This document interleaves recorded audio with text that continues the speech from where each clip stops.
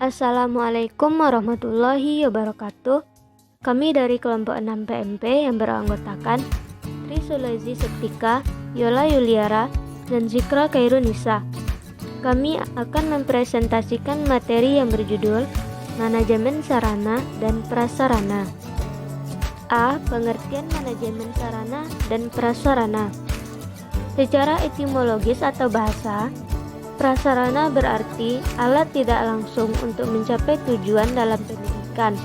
Misalnya, lokasi atau tempat, bangunan sekolah, lapangan olahraga, uang, dan sebagainya.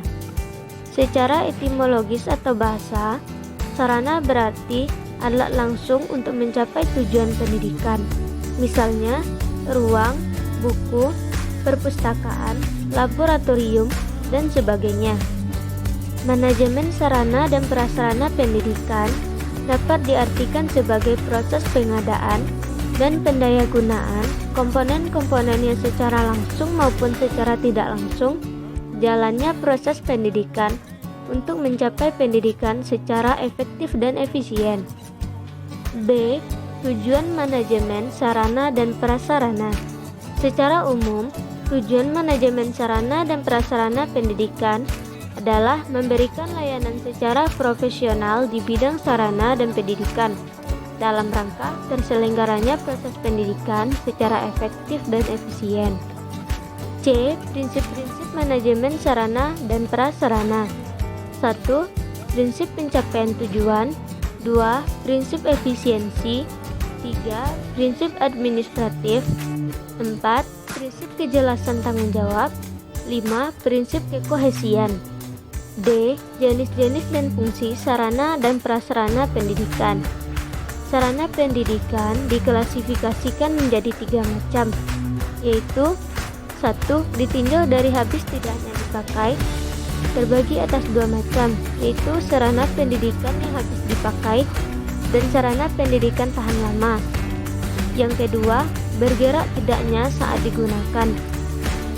Ada 2 macam sarana pendidikan, yaitu sarana pendidikan yang bergerak dan sarana pendidikan tidak bergerak. Yang ketiga, ditinjau dari hubungannya dengan proses belajar mengajar.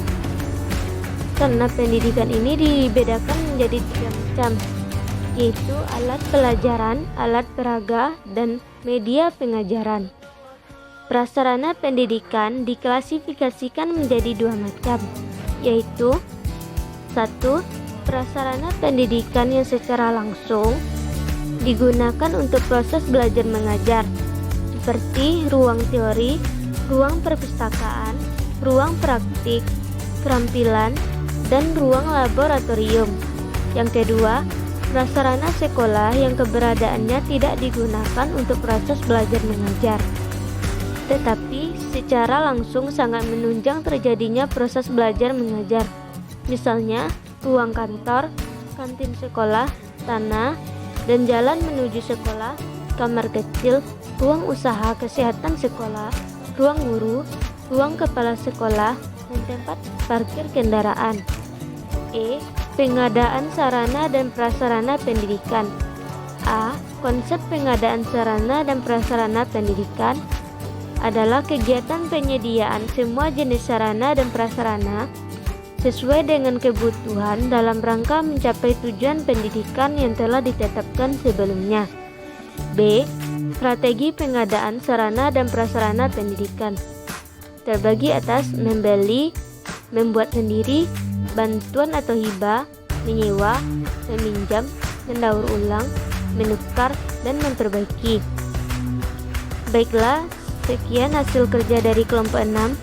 Mohon maaf atas segala kekurangannya. Wabillahi taufiq wal hidayah. Wassalamualaikum warahmatullahi wabarakatuh.